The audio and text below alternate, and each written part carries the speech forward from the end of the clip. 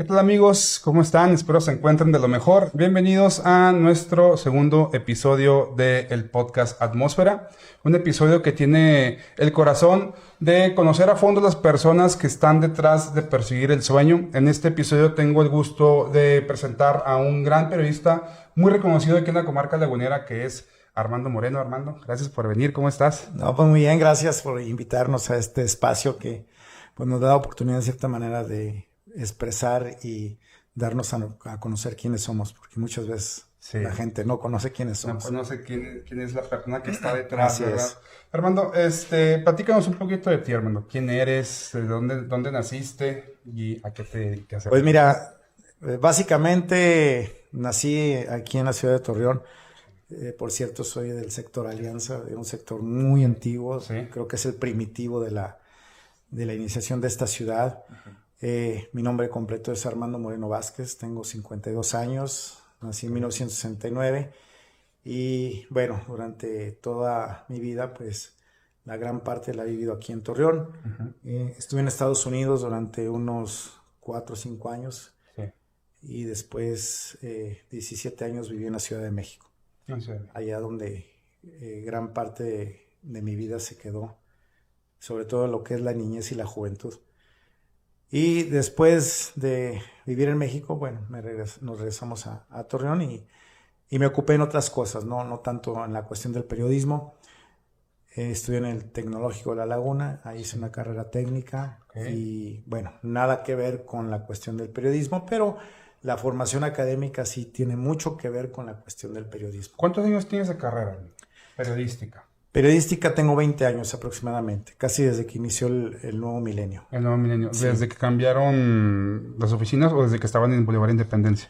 Desde que estaba el Boulevard Independencia aproximadamente. ¿Y en qué momento, cuál fue el parteaguas para, estudiaste una carrera técnica, en qué momento tú decidiste abandonar eso y perseguir la carrera del periodismo? Mira, fíjate que fue una situación muy accidentada, muy fortuita. Nunca en mi vida me imaginé pertenecer a las filas del periodismo, Sí. que por cierto, lo decía Carlos Fuentes, que el periodismo es el oficio más hermoso del mundo. Y sí, es cierto, es el oficio más hermoso del mundo porque encuentras una gran variedad de situaciones, tanto muy precarias como muy lujosas, ¿no? En todo lo que es la extensión de esto que te comento. Pero fíjate que nunca pensé ser periodista. La verdad, pues no me pasaba ni por la mente. Sí. Simplemente sí me gustaba leer mucho, o más bien me gusta mucho leer, sobre todo el periódico, Sí. las revistas. Me gusta mucho documentarme. Siempre me gustó el estudio. Sí. Y gracias a la formación académica que tuvimos, que llevamos ciertas materias que están relacionadas con el periodismo, Sí. pues me fue muy fácil entender qué es el periodismo. Me hicieron una invitación una vez, cuando empezaban apenas las... ¿En qué año fue eso? En el 2001 fue. Sí. En el 2001 cuando apenas empezaba esta situación del internet. Ok. Haz de cuenta, traían un tipo traía su camarita y hacía periodismo, Sí. pero bueno, subía al YouTube. No es cierto, no existía YouTube. Eran había unas páginas. Eran los blogs, ¿no? Eran unos blogs, pero Sí. había ya páginas Sí. que podías subir ya tu material, ¿no? Contenido. Tu contenido, pero era muy tardado, casi no se veía y luego Había que desconectar el teléfono para conectar al sí, internet. pues imagínate un video de 100K. Sí. Ahorita pues estamos hablando más de Sí. 3, 4 megas, una entrevista de 4 o 5 minutos era de 100K. Imagínate Para todo lo que cargar. tardaba la computadora en cargar y luego esperar. No, era muy tardado, ¿no? Sí. Pero bueno, la intención era de que esas personas que me invitaron pues eran visionarias porque me decían ellos, dice, es que esto va a cambiar el mundo. Sí, totalmente. Pero estábamos a 20 años de revolucionar redes y todo, ¿no? Ajá. Y yo decía, bueno, ¿cómo puedes banquear a medios de comunicación tan poderosos, de inversiones multimillonarias en dólares? Intereses impresionantes, ¿no? Entonces, pues sí lo adopté, pero no creía tanto, ¿no? Sí. Simplemente porque quería vivir la experiencia, ver Claro. cómo estaba conformada esta situación del periodismo. Pero fíjate que fue avanzando el tiempo, ¿no? fue avanzando. Al siguiente año, pues mejoró un poco más la situación de la tecnología. Al tercer año, pues ya empezamos a ver que ya no se conectaba el teléfono, sino simplemente ya había una línea directa para conectarse. Eso era ya una gran ventaja. Claro. Las carreteras de internet eran ya un poco más amplias, había más información, y luego entraron los browsers, que era una gran ventaja de la clasificación de la información que tú podías generarla, ¿no? Claro. O simplemente solicitarla a través del browser o buscador, y ahí te aparecía todo lo que estaba asociado o relacionado con lo que tú buscabas. Sí, ya se empezaba a hacer algo más sistematizado. Más sistematizado. Entonces, entró el 2004 y empezaron los primeros YouTube, porque dicen que el YouTube empezó en el 2005, pero comenzó antes, como en el mediados del 2004, yo recuerdo. Empezamos a subir videos en el YouTube, y pues eran muy austeros, no tenían, digamos, animación. Simplemente agarrabas y... Vamos, subiste el material en bruto como va. Sí, pero ya eran un poquito más pesados, eran como de 300 kilos, otros de medio giga, y así, ¿no? Poco a poco. Pero ya cuando yo lo agarré ya así en forma, fue como en el finales del 2003, que empezamos a trabajar más bien la cuestión del periodismo, ¿no? Sí. Ya nos metimos ya a un medio de comunicación ya más formal, tenemos ya más alcances con respecto a las noticias que dábamos, ¿no? Claro. Yo entro a Multimedios Milenio, que actualmente trabajo ahí. Entramos en el finales del 2005, 2006 más o menos, empezamos. Y lo primero que me tocó, recuerdo yo, una sección que tenía Multimedios que se llamaba En Alerta, que trataba del reportero nocturno, de buscar donde ibas todas las notas, accidentes. Había no eran tan comunes las balaceras, pero de repente había una que otra balacera en los aniversarios de rancho. De los ranchos, sí. Que era muy común ahí. Todavía el de rancho elegido un balazo o un machetazo. Bueno, todo lo que es la nota roja, nota policíaca. O sea, inmediatamente tú entraste directo a la nota policíaca. A la nota policíaca. Siempre he hecho nota policíaca. Bueno, tengo más nota policíaca que nota de fuente oficial de otras fuentes, ¿no? Sí. Entiendo más a eso. Y fue pasando el tiempo, fíjate. Me acuerdo que en el 2006 fue cuando iniciamos toda esta odisea de noticia policíaca. Que fue cuando entra la guerra contra en el 2007 ya empezó a verse más fuerte, más rígido. Y sobre todo aquí en la región, porque lo veías en otros estados, lo veías en otros lugares. Lo veías como aislado. Sí, como que eso nunca va a pasar aquí. Y cuando de repente inició, ¿no? Sí. 2008 fue más bien el parteaguas aquí en la comarca lagunera. Sí. Recuerdo muy bien a principios de 2018 que empezaron a escucharse ya los primeros rumores. Oye, que hay un levantón en tal. Oye, levantaron a fulano. Oye, levantaron a esto. Levantaron al otro. Oye, hay una balacera. Oye, que hay muertos. O sea, como tal, íbamos a cubrir, pero ¿sabes qué? Pues eran puras falsas alarmas. Ok, no eran. O sea, no eran reales, pero había gran parte de eso porque como que esos grupos criminales se preparaban de esa manera, ¿no? Empezar a ver qué tanto es el tiempo de respuesta de las autoridades y todo eso. A ver qué distractores había con ciertos sectores de la población, cómo corría el agua en ciertas colonias de mucho conflicto, etc. Que en aquel entonces el poniente era donde se claro, todo el sector poniente era muy caliente, ¿no? Y se fue recurriendo hacia el suroriente, todo lo que es la franja de las colonias, por ejemplo, como Nuevo México, Francisco y Madero, Zacatecas, las Dalias, las Cárdenas, todo eso que corre hacia el oriente es donde también empezó a caminar de aquí, mucho el operativo del crimen organizado, ¿no?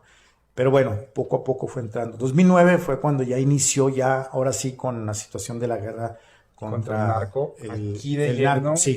Por una parte con respecto a la policía, que recuerdo que el presidente Felipe Calderón había declarado la guerra al narcotráfico cuando inició su sexenio, pero aquí no llegó inmediatamente. No, fueron como 3 años. En 2009 fue cuando empezó. Sí, más o menos. Que era lo que llevaban muchos, que el efecto Pucarasi también, ¿no? Que algunos organizaciones iban invadiendo saliendo de un lugar para llegar a otro estado, ¿no? Sí, y así poco a poco fue avanzando. Yo recuerdo que el año 2009 terminó con 369 ejecuciones.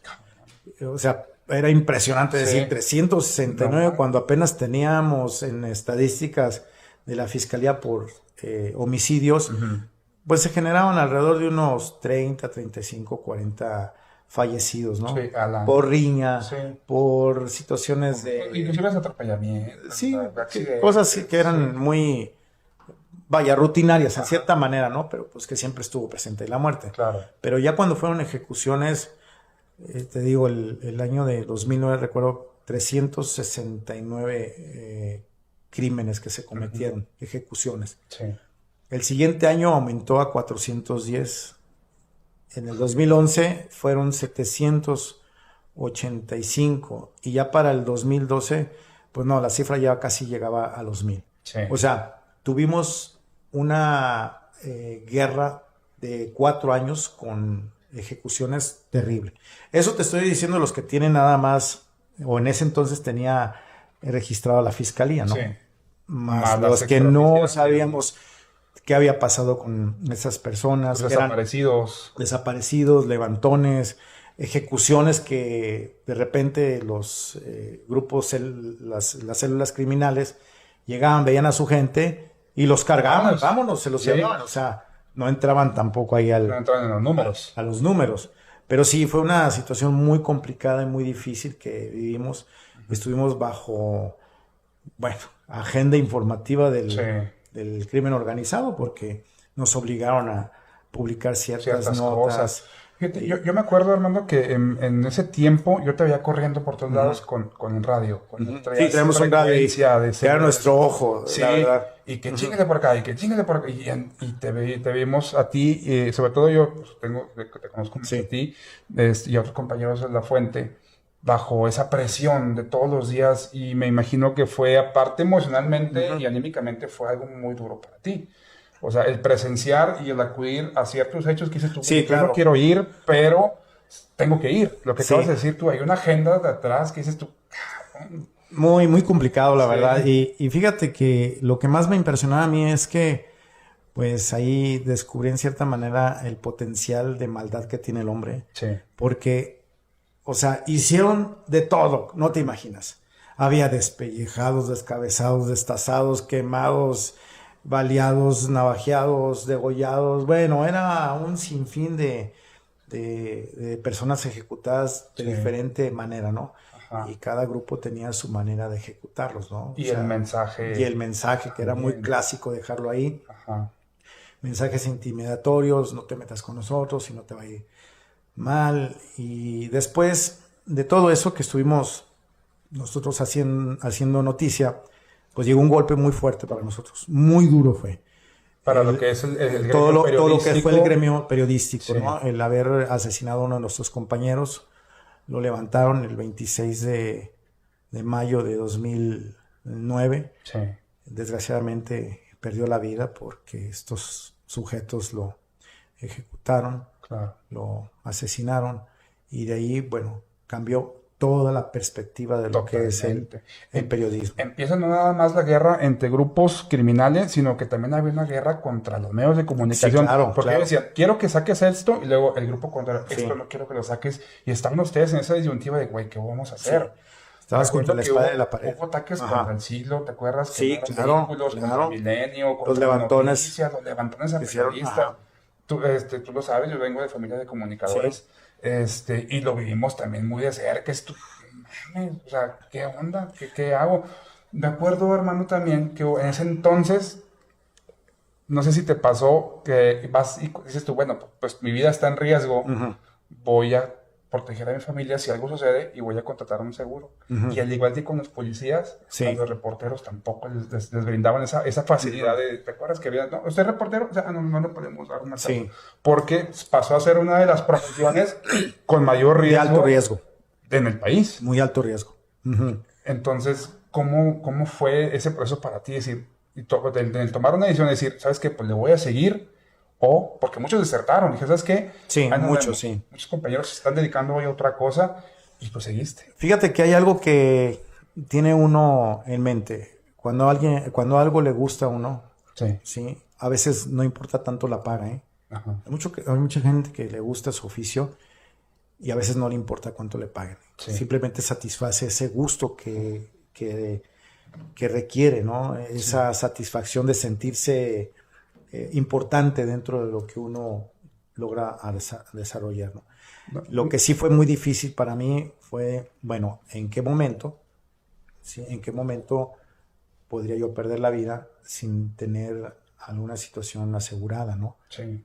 O sea, ¿cómo voy a proteger a mi familia? Claro. Entonces, yo la verdad tomé una decisión en la cual dije, bueno, si ya estoy en esto, pues voy a seguir. Sí. Y claro, tuve que cambiar todos mis protocolos de actuación, tuve que cambiar todas mi manera de comunicación, incluso con gente que apenas conocía y no entablaba muy bien conversación con esas personas porque la verdad no sabía de dónde eran ni quiénes eran. Ese fue el gran problema. Sí, ese fue un problema muy grande. Yo les digo a mis compañeros en la experiencia que yo me aventé casi 3 meses viviendo en mi carro. Sí. O sea, Claro, yo agarré cobijas y agarré algo. No llegamos a casa. No llegaba a casa. Yo me quedaba, por ejemplo, en lugares concurridos, por ejemplo. Sí, donde hubiera mucha gente, que pudieran presenciar cualquier cosa que llegara por algo ahí, así. Que alguien más viera, ¿no? Por ejemplo, en estacionamientos de autoservicio también ahí me quedaba. De repente me tocaba los policías, ¿qué onda? Órale, gánale. No, mira, es que yo soy. Sí. Ya como quiera agarraban la onda, ¿no? Sí te dejaban, ¿no? Pero sí me aventé como unos 90 días fuera de mi casa porque decía, bueno, si estos tipos nos están obligando a publicar y no les publicas, pues me van a levantar, ¿no? Sí, claro. Entonces yo no quería que me siguieran y que llegara a casa y que mis familiares fueran levantados por mi causa. Exactamente, porque ya había el antecedente de ya que había antecedentes con este compañero que perdió, dices tú, ¿no? Que perdió la vida y no nada más él, sino también si tú recordarás en el 2010, un camarógrafo y un reportero de Televisa, que eran los camarógrafos y los reporteros de Denise Dresser. Que venían desde México. Que esto se hizo un boom nacional, ¿no? Incluso en Estados Unidos internacional, ¿no? Entonces, pues teníamos esos antecedentes que en cierta manera daban mucho miedo, ¿no? Entonces, la manera en que yo me protegí fue cambiando todos los protocolos de actuación, todas mis maneras de comunicación, saber con quién hablar, saber con quién no hablar, buscar lugares donde yo más o menos conocía que eran más concurridos y eso. O sea, fue algo muy nuevo para mí y fue muy complicado porque a veces decía, bueno, ¿y si me quedo aquí y no es el lugar adecuado o si es el lugar adecuado? Y bueno, te arriesgabas, ¿no? Como quiera. El caso es que lo vivimos así, pero estábamos en un estira y afloje porque de repente se calmaba y de repente otra vez el hervidero de buscar a los periodistas, que por qué publicaron, que por qué esto, que están con los Zetas, que están con los Chapos, o sea, era una pelotita de ping-pong. Y van para allá y van para acá. Sí, y era muy complicado de que tú tuvieras alguna decisión propia porque no sabías cómo iban a reaccionar. Y más porque estábamos trabajando en la situación de periodismo policiaco, ¿no? Claro. Por ahí dicen que es la universidad del periodismo. Sí, es cierto, es la universidad del periodismo, ¿no? Te enseña. Que te marcan a la hora que sabes que pasó esto, güey, son las 4 de la mañana, pues acaba de pasar y chingale, tienes que ir. O sea, la verdad que es una profesión que al principio yo recuerdo que todo el mundo quería estudiar comunicación, era algo muy bonito. Sí, había la moda, ¿no? De estudiar comunicación. Y de pronto pasa este tipo de situaciones y no nada más aquí en La Laguna, en el país estuvo muy cabrón. Sí. Lo vimos en otras partes del país también de la misma manera. Y yo creo que no estábamos preparados para esta situación. Lo veíamos en Colombia, para nada. Lo veíamos en otros países de Sudamérica, inclusive en Medio Oriente, pero aquí en México y en La Laguna pensamos que jamás iba a pasar este tipo de cosas. No, sí nos llegó, sí nos alcanzó. Sí nos alcanzó. Sí. Y fue una etapa yo recuerdo de 7 años, porque fue desde el 2008, 9, 10, 11, 12, 13 se calmó. 6 años. Imagínate una etapa de 6 años en donde no podías ni pararte como ciudadano común y corriente, porque recuerdas aquellos tiros cruzados y que de repente pues ya murió el familiar y sin culpa alguna, y luego las autoridades te decían, a ver, pues sí, ya murió, pero pues las investigaciones están, pero son daños colaterales. Eso me reventaba a mí eso que dijeran daños colaterales. Oye, espérame, pues es una persona para que sea un daño colateral, ¿no? No, a mí me hervía la cabeza cada vez que decían ese tipo de declaraciones, ¿no? Que decían daños colaterales, o sea, no alcanzó a tu familia, o sea, ¿cómo se te ocurre decir esa estupidez que son daños colaterales? Pero bueno, esas manifestaciones eran del presidente Calderón, que decían que eran daños colaterales, y ya todos decían que eran daños colaterales. Y la verdad, pues no muy de acuerdo con esas declaraciones, porque pues sí vi gente morir horrible, ¿sí? Me tocó ver familias, gente agonizando, porque a veces llegamos... antes que llegara la policía, o sea, tan aventábamos bueno, y me dicen, oye Armando, pero ¿cómo te dabas cuenta? Es que eso es lo que me impresionaba de ti. Déjame decirte por qué nos dábamos cuenta, porque la mayoría de nuestros lectores, por ejemplo, pues ibas conociéndolos a través del camino, unos que otros, o conocías, por ejemplo, amigos que vivían en zonas conflictivas y te platicaban, oye, ¿sabes qué? Hubo un levantón, hubo una balacera anoche y cosas de eso. Pasó esto. Pero cuando había, por ejemplo, situaciones de fallecidos, nos hablaron, oye, ¿sabes qué? Hay una balacera y acá hay como 4 o 5 tirados. Y entonces, la imprudencia de uno, porque no era nuevo para nosotros, no teníamos protocolos de actuación y no, ¿sabes qué? Ibas por la nota, a ver qué es lo que había pasado. Ajá. Y ¿sabes qué? Me tocó ver gente agonizando, o sea... Que estaba viva todavía. Sí, o sea, llena de sangre y agonizando, ¿no? Y la verdad, pues fue muy, muy impactante todo eso. Y bueno, ya después llegaban las corporaciones policíacas y todo, y ya empezamos a entender por qué llegaban tarde. ¿Por qué llegan tarde? No, es que la triangulación al en aquel entonces había el 066 y que se la pasa a la policía y luego que a los militares y ahí hace cuenta, esa triangulación había más de 1 hora y media de lo que tardaban en llegar. Y nosotros esperando a ver a qué va a llegar esos canijos. Entonces empezamos a entender por qué llegaban tan tarde. Bueno, porque era un protocolo que ellos seguían. Porque podrían regresar a rematar a los que no se habían muerto. Y nosotros ahí... Y viendo, no manches. Y es que también, aparte, al igual que la gente como comunicadora, o sea, que estaban en reportajes de la nota, la policía tampoco estaba preparada para hacer frente a una guerra contra el tráfico. No había armas, no había equipamiento, ni siquiera, yo me acuerdo que no había ni patrulla. No, pero había una noción, o sea, bueno, oye, pues entrenado. ¿no te parece? Mira, pasa esto, pasa el otro. Sí. Claro, no había una situación tan, digamos, tan exacta o muy, muy capacitada, pero tenías una noción al menos. Decir, bueno, espérate, no vayas, vamos a esperarnos, deja ver qué sucede en ese transcurso. Mientras los periodistas, pues no. O sea, ibas y te parabas ahí sin saber y en cualquier momento te podían reventar. Claro, sí. Y gracias a Dios, pues nunca nos pasó nada. Bendito Dios. Porque, bueno, se iban y ya no regresaban. ¿Nunca tuviste así algo como experiencia personal que digas tú, estuve a punto de... Sí, cómo no. La vida y bendito Dios me pasó? Estuve a punto de ser levantado 3 veces. 3 veces. 3 veces y las 3 me escapé. Con metralleta en mano. Hijo de su madre. Con metralleta en mano. No sé. Bueno, yo siempre he dicho que pues la misericordia de Dios está en mi vida, la verdad. ¿Eres creyente? Sí, creyente de la fe cristiana. ¿Cómo no? No sé cómo me zafé. Una vez... te voy a contar lo que pasó en el 2008. A mediados del 2008 recuerdo yo que nos habló una señora muy me habló a mi teléfono, al celular, muy preocupada. Me dijo, oiga, soy amigo, soy familiar de fulano de tal, es su amigo. Sí, lo conozco. Dígame, ¿qué pasó, señora? No, ¿sabe qué? Es que quiero pedirle ayuda, por favor, ayúdeme, es que me acaban de levantar a mi hija y lo tienen los Zetas, así me dijo, la tienen los Zetas. Y lo dije, a ver, señora, ¿cómo sabe usted? ¿Quién fue? Que la tienen los Zetas. Ajá. No era como que anduvieran con... Sí, o sea, como que... uniforme, sí, ¿no? así me dijo, muy segura. Y le dije, mire, pues yo estoy en tal lado, si quiere venir, venga. Y fue. Y me dijo, ¿sabes qué? Lo que pasa es que mi hija, junto con otra muchacha, andaban de farra, los paró una patrulla y se pusieron al tú por tú. Y la muchacha le dijo, ¿sabes qué? Más vale que me dejes, le dijo al policía, porque yo soy de los Zetas. Pertenezco a los Zetas. Pues órale, a ver si es cierto. pues le hablamos, según lo que me dice la señora, a los tipos estos, y se las llevaron. Ay, güey.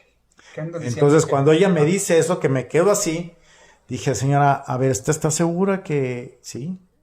O sea, los policías, sí, los policías. Híjole, no. No lo creía yo en ese momento. Dije, bueno, pues está muy arriesgado, ¿no?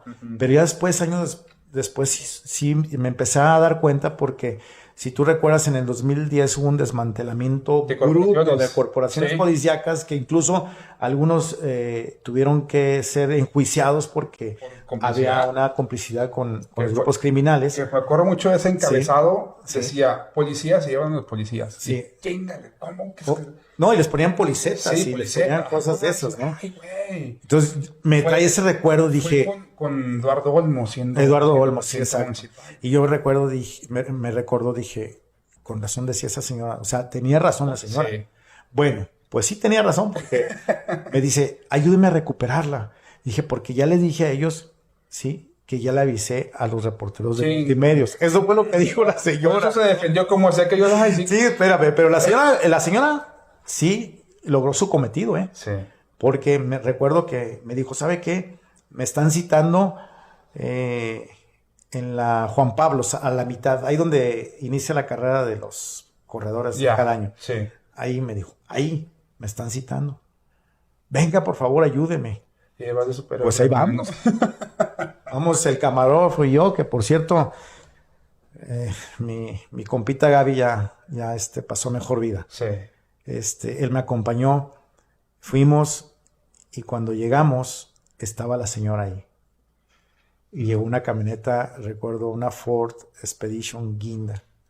O sea, no sé cuánto te lo estoy narrando y lo estoy viendo. Y recuerdo que se baja un tipo encapuchado con una metralleta y se va sobre mí. Chíngale. Y me pone la metralleta en la cabeza. Así me la puso. O sea, me dio así como un topón así. Y mi camarógrafo con las... O sea, yo lo alcancé a ver así, nervioso, con la cámara. Dije, no voy a hacer algo. O vaya a cometer un error de grabarlos o algo, ¿no? Claro, sí. No, se quedó serio, ya no dijo nada, pero blanco, yo recuerdo. Y me dijo, ¿y tú qué? Dije, pues mira, nosotros venimos porque pues hay una señora que nos está haciendo una denuncia. Y así me dijo, ¿y a ti qué chingadas madres te importa, cabrón? Dije, ¿sabes qué? Yo me voy. Dice, órale, güey, ¿cómo vas, cabrón? Chingar a tu madre. Y pobre, güey, si aparece en el periódico, cabrón. ¿Sabes qué? Me zafé, ¿sabes? Le di despacito. Y sí vi a la muchacha. Yo la alcancé a ver, me acuerdo que la vi de reojo, la traían atrás. La tenían, esposada y vendada de los ojos. Y le alcancé a ver todo esto lleno de sangre. Así. No mames. Qué horror. Dije, la madre. Bueno, pues nos retiramos de ahí. Como a la media hora, me habla otra vez la señora. Me dice, oiga, me entregaron a mi hija. Toda madreada me la entregaron, pero me la entregaron. Espérate, y luego me dice, y fue gracias a usted. ¿Yo qué hice, señora? Pues sí, es que por usted nos la entregaron. Sí. Nada más que sí nos amenazaron que no sacáramos nada. Ahí está. Es el encargo y que para la otra ya no la contaba. Hijos. Sí. O sea, se ostentó la muchacha, se le hizo fácil decir que yo pertenecía a ese grupo y olvídate. Sí. Pero fue una de las anécdotas que recuerdo y tengo muy, pero muy presente. No se me olvida. 2008, a mediados del 2008 fue eso. Sí. Como en junio, julio, por ahí. Eran las 2 de la mañana, recuerdo. Y no, es un temor terrible. O sea... Es espantoso. Es espantoso en cómo tú puedes vivir, en cierta manera, el terror, el miedo, el decir, bueno... No sabes si vas a morirte. No sabes. Claro. Sí. Más porque tú estabas dentro, o sea, latente en el conflicto. Así es. Fíjate, a nosotros como familia, lo vas a saber, nos pasó en 2 ocasiones. La primera se equivocaron de casa. Ay, disculpe, nos equivocamos de casa. Era muy común eso. Pero no mames, mi mamá y mis hermanos en piso con metralletas. Sí. Pero nos equivocamos de casa. Sí. Verga, güey. Bueno. La segunda... fue cuando empezó directamente contra el Grupo Milenio. pues pasó el tema de mi papá. Y fue un terror espantoso, Armando, porque yo vivía en Torreón y trabajaba en Lerdo. Entonces tenías que hacer todo el cruzar cruce, la frontera, porque era como la frontera de Juárez, o sea, era muy cabrón. Era una frontera, que es un puente, la gente de aquí sabe que es un puentecito, pero es algo muy cabrón. Vivir todos los días y decir, no mames, que no va a pasar nada, que no va a pasar nada. Y yo no estaba dentro de cómo estabas tú y cómo estaban los compañeros de la nota policíaca. Y fue algo espantoso, me imagino. ¿No te enfermaste? ¿No tuviste que ir a Sí, tuve crisis nerviosas muy, muy, muy severas. Sí. Sobre todo, ¿sabes qué me dio ese síndrome de persecución? Sí. O sea, sentía que alguien me seguía. Ese carro ya viene detrás, ya lleva 5 minutos haz de cuenta. Y a lo mejor es la familia que van al mismo rumbo, pero dices, ya viene, y pélate rápido. Fíjate, hablando de eso, ¿sabes? Eran como las 3 de la mañana y fuimos a un ejido, me acuerdo que hubo ahí también un asesinato. Sí. Y ya veníamos en la carretera. Y yo recuerdo que en el retrovisor vi que alguien me hacía cambio de luces. Ching. Y sabes que yo, la verdad, me paniqué. Sí, ¿Y sabes qué? Le di con todo. Dije, ahorita lo dejo atrás. No, fácil, no sé, el vehículo 160 kilómetros. Ajá.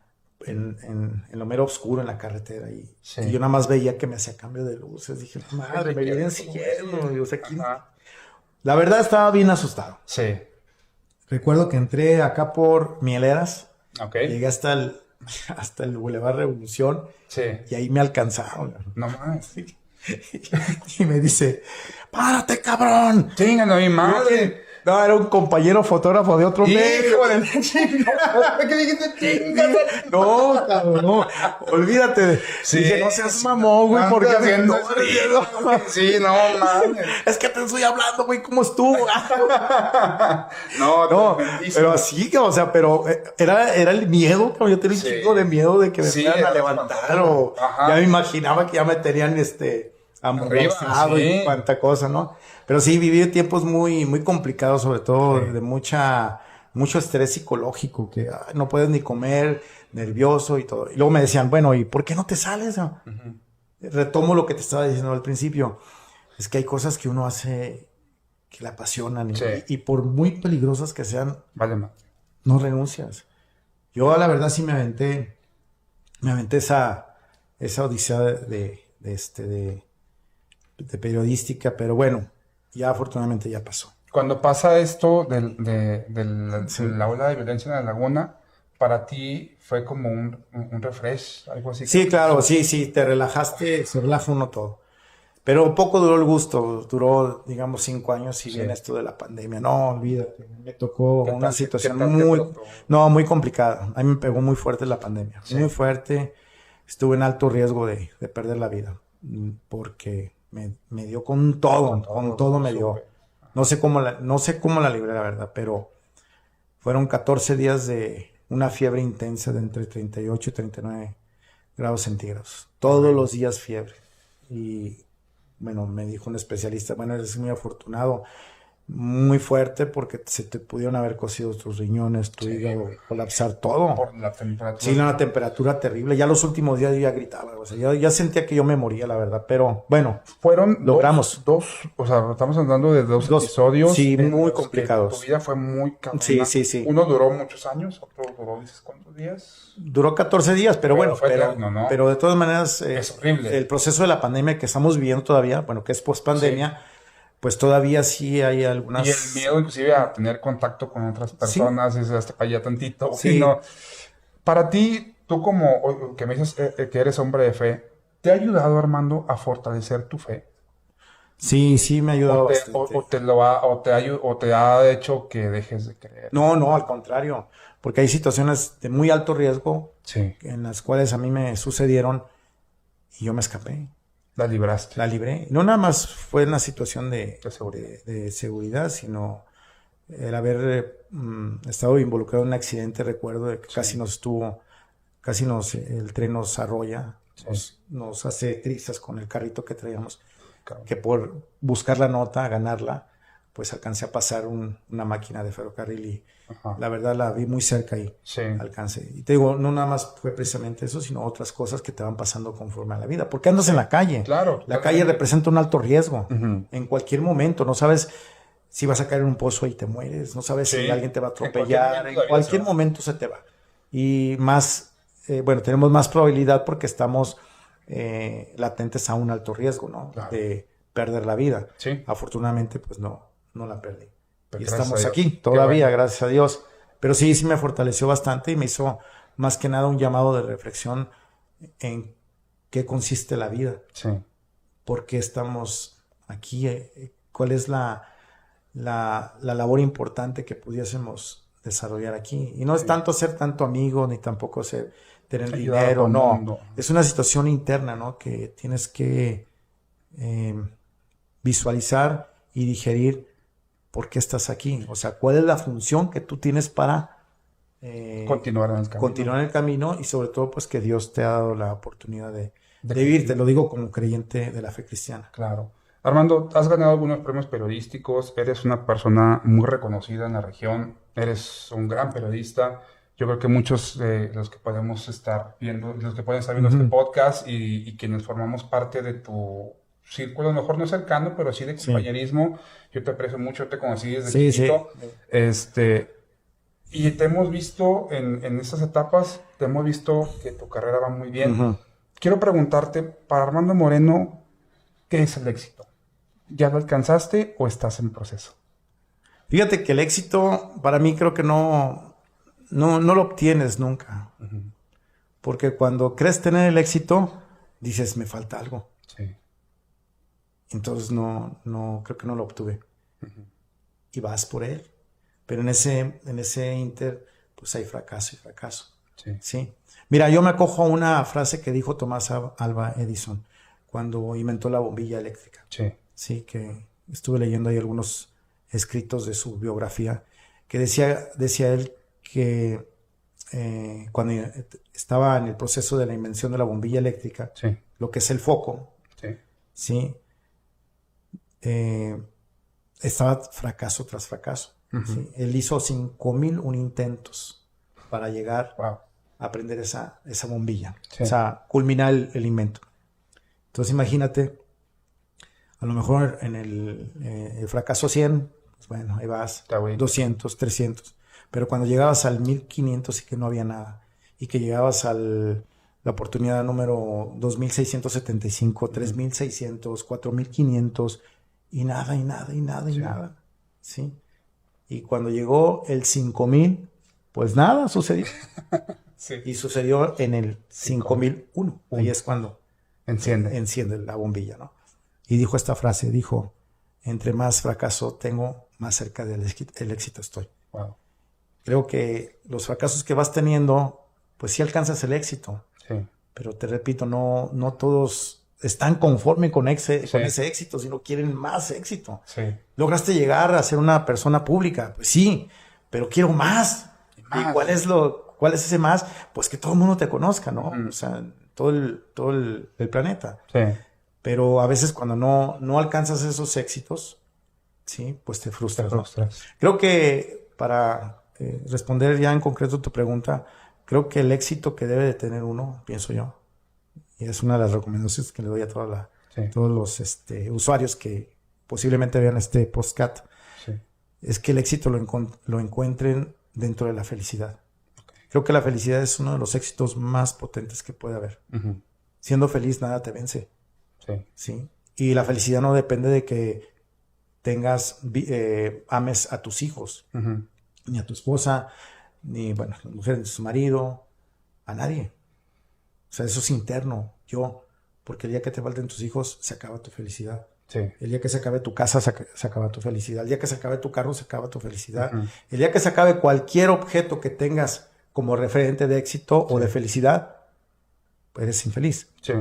Pienso que la felicidad es interna y que debes de estar conforme con lo que eres tú, tengas o no tengas dinero. Que mucho, te lo digo porque muchos hacemos referencia o medimos o le damos el valor o el juicio de valor de que si tengo más, valgo más. Si me conoces más, pues no consiste en eso.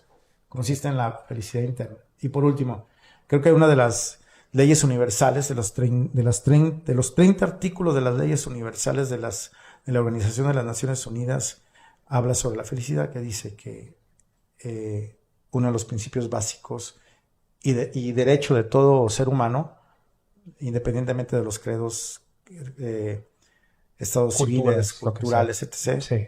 el hombre tiene el derecho a ser feliz. Wow, Eso es lo que refiere. Excelente.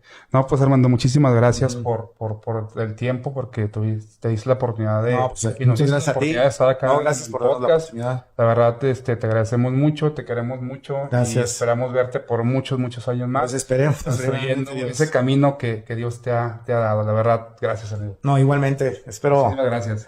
Espero venir otra vez. Sí, vamos a podemos tocar porque hay mucho de qué hablar todavía. Okay. Les agradecemos mucho a la gente que está por ahí viéndonos. Gracias a Integra Producciones, que nos están apoyando el día de hoy para crear este podcast. A mi carnal Edgar, a mi esposa Noemí, que está también acá en postproducción y producción.